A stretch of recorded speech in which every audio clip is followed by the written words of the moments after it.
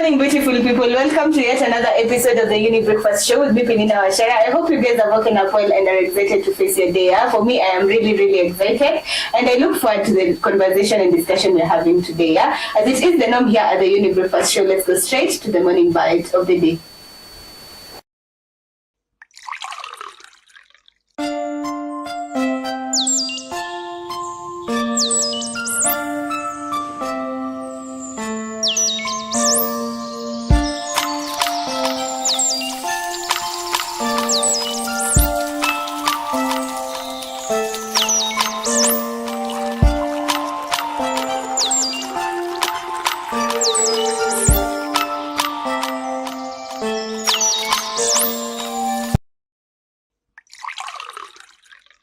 Today we're doing a part 2 of answering your questions, because last time when we were answering your questions, you didn't get the chance to finish all the questions, and in this episode we'll be answering the other part of the questions that had remained.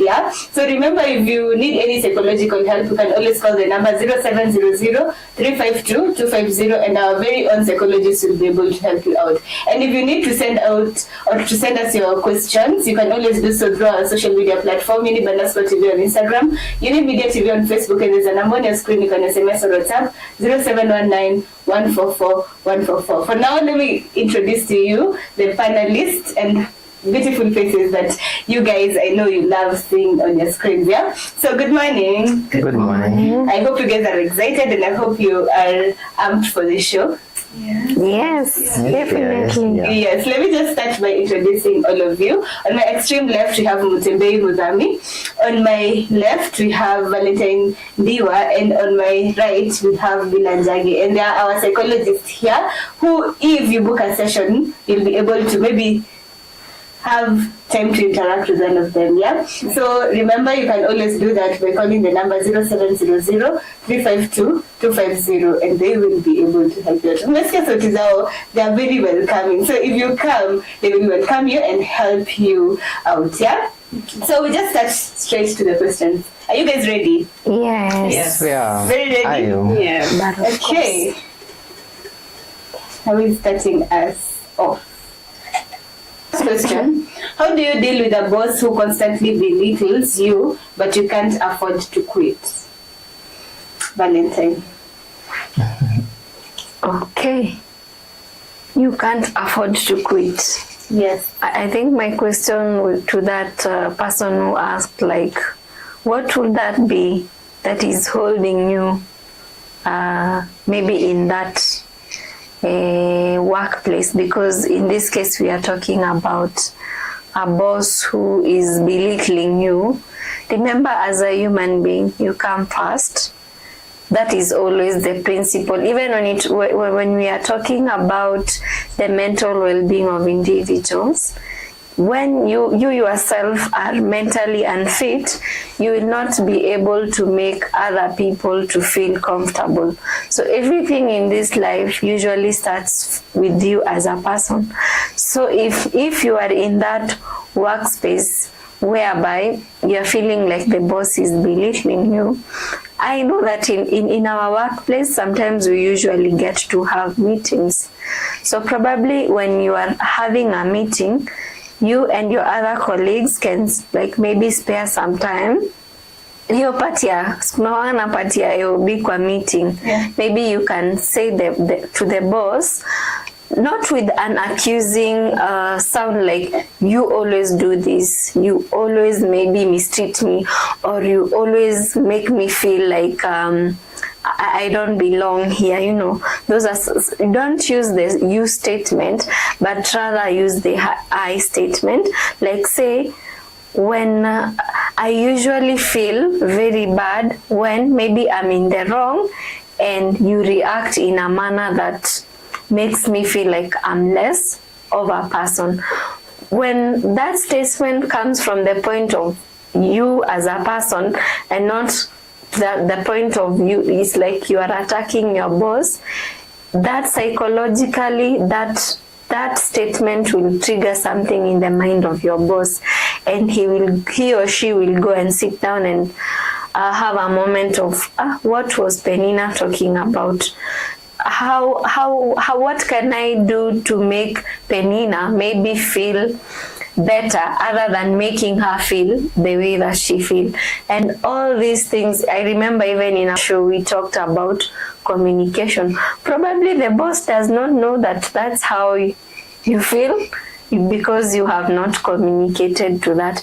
Open communication in the work environment is very, very, very important. And it's important if you use the I other than you. Don't go there like you're accusing the other person.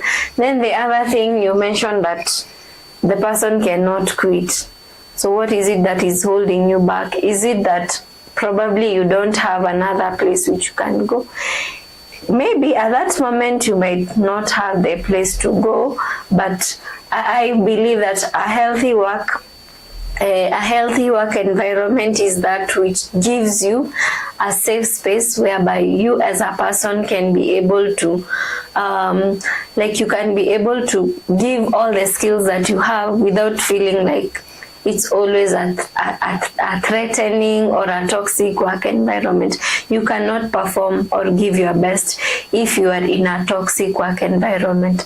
So considering maybe other options or other places which are favorable for you, for me, I feel like it's something that you can consider. So don't say like, I can't quit. Why can't you quit? Is it that if you don't have the other job, look out for another job? And when you get, also don't quit that place in a manner that would make your boss feel like maybe he or she is nothing. You have to leave that place. When you are leaving that place, you live in peace. Don't leave maybe when you have abused everyone in that office and you are like, I don't even ever want to come to this place, and you go out there and get to talk negative things about the place. Be a mature person. Leave that place in a peaceful manner. Yeah. Awesome. We have to actually ensure that we work on our communication skills. Yeah, it's something important, and I feel like we have been discussing that in almost all of our shows. Yeah, so I'll just go for another question before we actually go and take a break. How do you talk to your parents about mental health if they don't believe in it? Mutembei. Okay. Talking about mental health to somebody who does not believe it. Okay. I would say consider explaining things to somebody as a child. I'm pretty sure we all have our comprehension levels. So kila mtu hata shika vitu venye wewe unaweza shika. So it's also about you understanding what kind of parent is your parent. Are they somebody who loves to read? Are they somebody who loves to watch videos, listen to maybe somebody else speak? Kunajua kuna wazazi wengine akiona kitu kwa TV hiyo ni ukweli, haumwambi. Kuna mwingine akisema mambo ya TV watu wanatudanganya nanga. So if they are able to listen to maybe another person or maybe another mama wa chama, atamwamini. So it's for you to sit down and actually figure it out. What kind of parent do I have? If you, in the event that they don't understand but they are willing to learn about it, you could explain to them like you would explain to a child, so that you take them systematically through whatever it is that you might want to achieve, and but you have to have a plan. You have to systematically walk them through it. In the event that they are very hard-headed, they don't want to listen, maybe you could try looking for a trusted relative, maybe their sister, their auntie, their guka, shusho, anyone really who they are close to and they actually have a rapport with.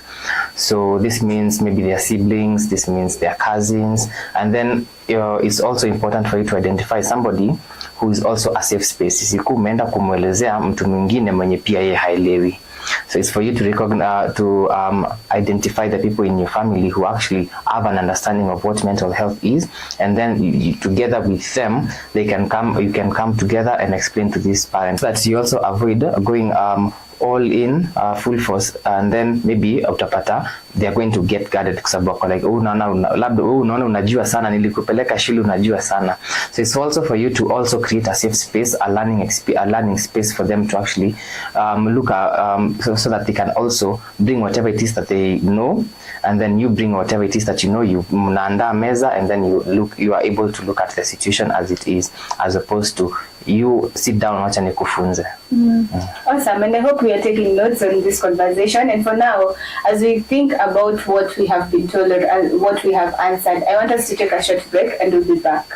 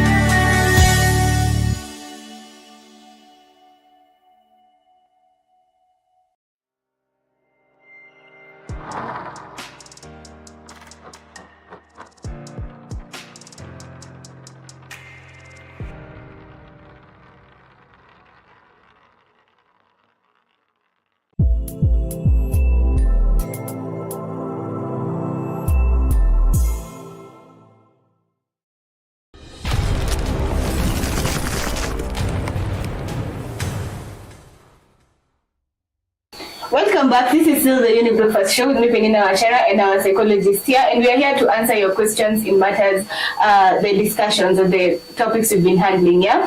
Remember, this show is proudly brought to you by Miss Ashen and YOUNIB organization, and we're trying to reach out to the community to teach you on matters mental health. So, if you want to book yourself a session, you can always call the number 0700-352-250, and our psychologist will be able to help you out. Yeah. So let's get straight to other questions, and of course it's you I'm looking at.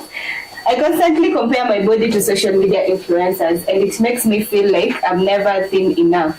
How do you develop a positive body image in a world that promotes unrealistic beauty standards?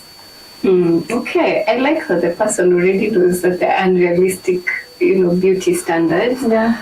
And it's true, social media has been such a blessing, but also such a source of pain, because we constantly want to compare or put others down depending on whatever standards we put for them. Yeah.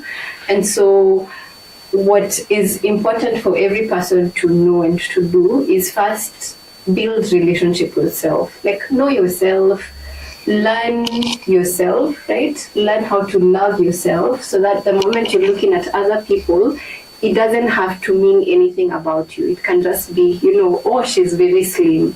And sometimes you don't know what is happening on the other end of the street. They may be slim because they're having an eating disorder. They may be slim because, I don't know, they may be going about it in a very unhealthy way. Or, I don't know, sometimes you come across these memes of someone who's really sucked in the stomach when the camera is up, and you're wondering, is this the same person? Yeah. Yet unachocheka, when you see them, that they are flat, there's nothing, Yeah. So you don't know what is happening on the other side of the camera, but what you do know is about yourself. So can we turn, the conversation or the thought to stop being as slim or as curvy or as whatever as the other person, and being, the healthiest version of you that you can love, and start retraining your mind to focus on you being healthy, right? Yeah. Because body types are also different. Some people are just slim because when you angalia from shosho to, all of them, all the cousins have the same, body structure, because some of these things are genetic.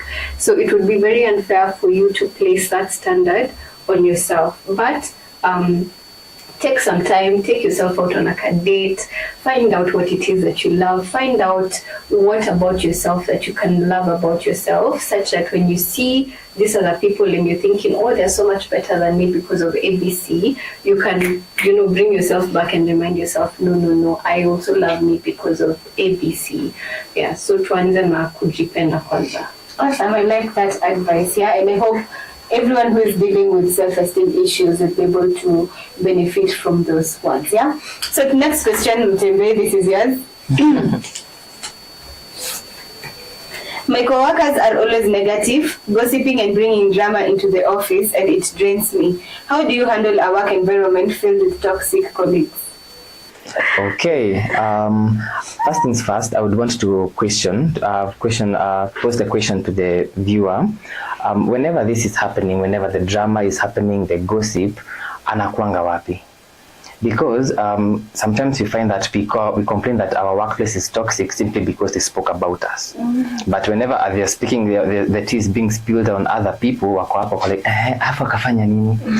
So it also begs the question, what are you part of that toxicity? Because you can be part of the toxicity in that you're an active participant, or maybe you're just there on the sidelines, you're listening, you're not contributing, but you're listening. So you're also participating in it. So it's for you to ask yourself, drama, how do I perceive this drama? And if it's gossip, do I perceive it as gossip only when it is about me, or do I still view it as gossip whenever it is that other people are being discussed?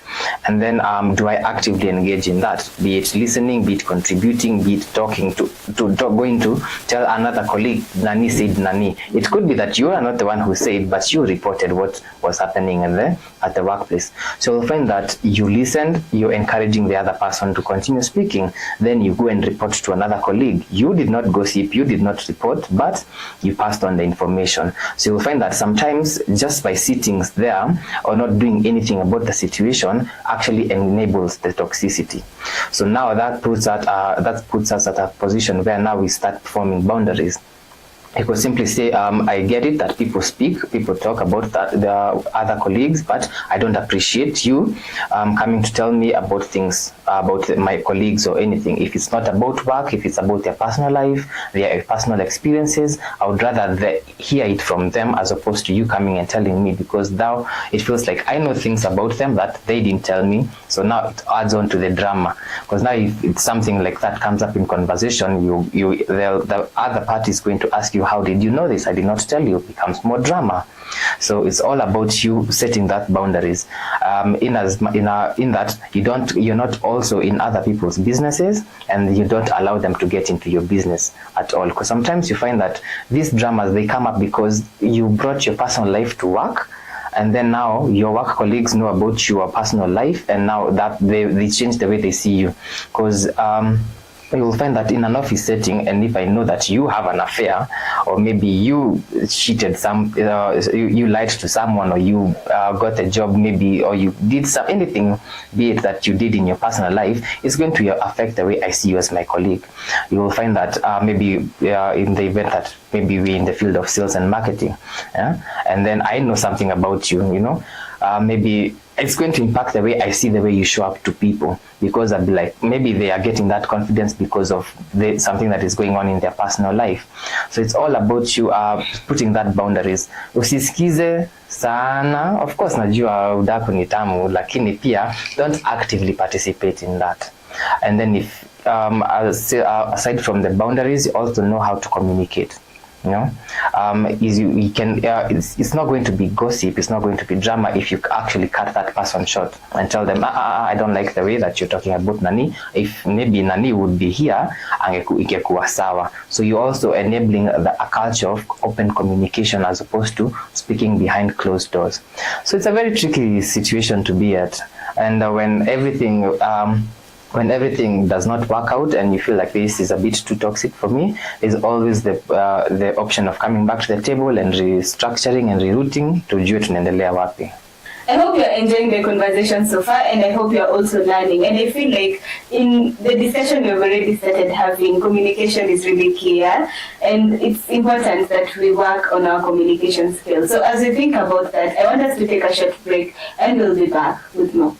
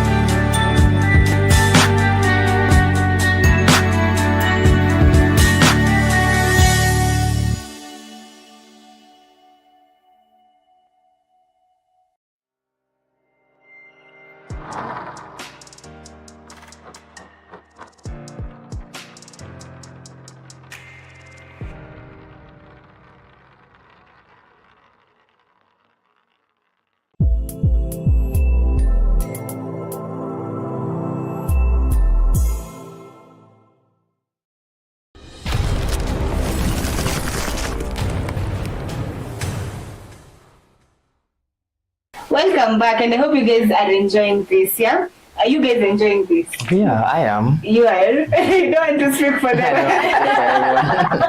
Nice one. In that case, I am too. I am. Okay, now I just go to the next question quickly. Is the anger or aggression frequent for persons with epilepsy? Okay, I would say maybe just to put across is that we are not like professionals when it comes to the area of some of these neurological diseases like the epilepsy, but from what I have maybe come across as I was doing some research on epilepsy, no, anger doesn't come because of the disease, but sometimes because of the medication that may be used to manage things such as seizures for the people who have the epilepsy. You might find that some of those medication might even cause them to become maybe very aggressive. So when it gets to that point, you as a person, what you are required to do is to seek professional help from the doctor if maybe the medication needs to be changed or something else needs to be done. Yeah. Okay, I hope that helps out our viewer, yeah? Next question to be answered by Beulah. How does having a parent with a personality disorder affect your adulthood, and how do you heal from it? Right. Okay. That's quite an interesting question. I think everyone is shaped, into their adulthood in whichever way or form because of how they experience their parents growing up, right? Yeah. And so for this case, they've brought in a personality disorder, and I hope it's not those ones who be scare symptoms yes, because it actually takes a lot more to actually diagnose a personality disorder. Yeah. But let us say that someone has been raised by a parent who, in one way or another, was unhealthy for them or had characteristics that harmed them. Of course, that will harm the individual, because as we always say, I think even from the last year when we were here, the children learn what to do in this big world from what they see from their parents, right? And their reality is shaped from the experiences that they get with their parents. And so if that interaction is unhealthy, in that there is abuse towards the child, or in one way or another the child is forced into the position of a parent rather than, just having themselves be a child, it is going to affect them. And, of course, when we talk about personality disorders, there's a different clusters. If you've not seen that, please go watch that episode. Yeah. And so it could be, I don't have the context of what exactly they're seeing in the parent, but for sure what we can say is it can give someone an experience of, trauma depending on what it was, and that shapes you differently. It makes you create, different ways of coping that may be unhealthy, not just for you, but even for others when you're in relationship with others. And so how to heal from it? Therapy. I highly, highly, highly recommend therapy. So again, you have our numbers, you can call us, or if you've been to therapy before, or somewhere you can go. If not, we are here, please reach out, because in the space of therapy, then we're able to explore, okay, what exactly happened? What did that do to you? What probably traits did you even yourself pick up from your parents, that makes you that person in other relationships? And then now we begin the work of how can we unlearn that, having understood where it's from, having understood what it did to you, how can we unlearn that? So therapy. I like that. And remember, if you need their help when it comes to therapy, you can always call the number 0700-352-250 and they will help you out. And remember, it's very important to understand that you should not self-diagnose. It's good to actually seek professional help. Yeah? Next question. You're smiling because you already know it's you. Okay, let's read it. It's a big one. I grew up in a household where anger meant violence. Now I'm afraid of expressing myself when I'm upset. How do you unlearn toxic patterns of anger expression from childhood? This is quite interesting. First things first, because the viewer is able to realize that there were toxic traits from their childhood, and they are aware that they could have got those traits from their parents, and then they are aware that they have anger issues and they could potentially be like their parents. So first things first, kudos to the viewer. And the reason as to why I'm commending the viewer is because sometimes you'll find that you grew up in a very aggressive home, but that became your norm of expression of conflict resolution to pigane iishe. So essentially, what you're already predisposed towards picking that as a trait. So most people happen to do so, but they are not aware that they have done that, because their entire life, all they've known is chaos, and all they've known is violence. So that becomes their way of dealing with upsetting emotions or whatever it is that they may be facing. But this viewer has recognized that there is potential dangers of actually becoming or continuing the chain, and now they're willing to break it. And that's the first step, recognizing that there's actually a problem, and then now coming to the drawing board and figuring out why or what can we do about it. First things first, I would want to advise them to know about their triggers, because there's no way that they are going to wake up in the morning and then now they are already angry. Something must have happened for them that triggered them. And then now, if they need to realize, is it the people in their life? Is it the thoughts? Is it the environment?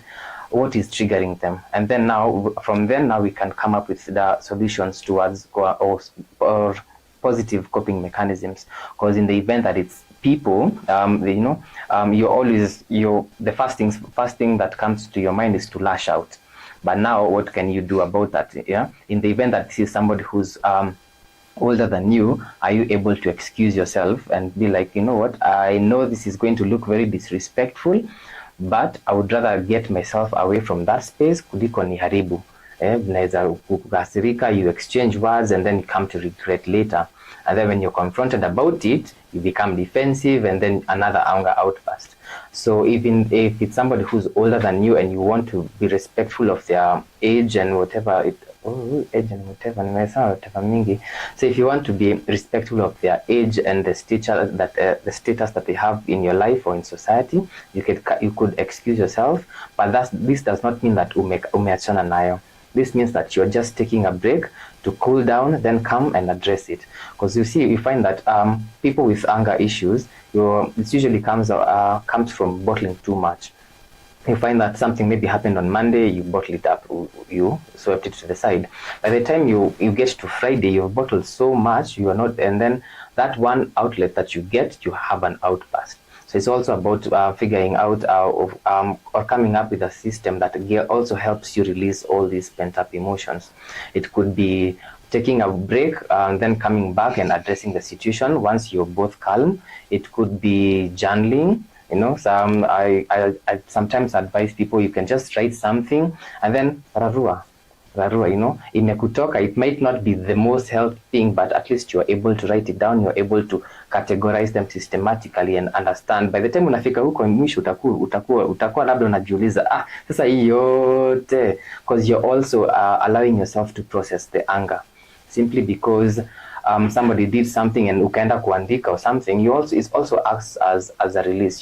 That way you're able to come up with solutions on your own, as opposed to umenijamisha, nimepanda, umepanda, tuna exchange maneno, hapo after that we are left like whether hatusikizanangi na huyo mtu.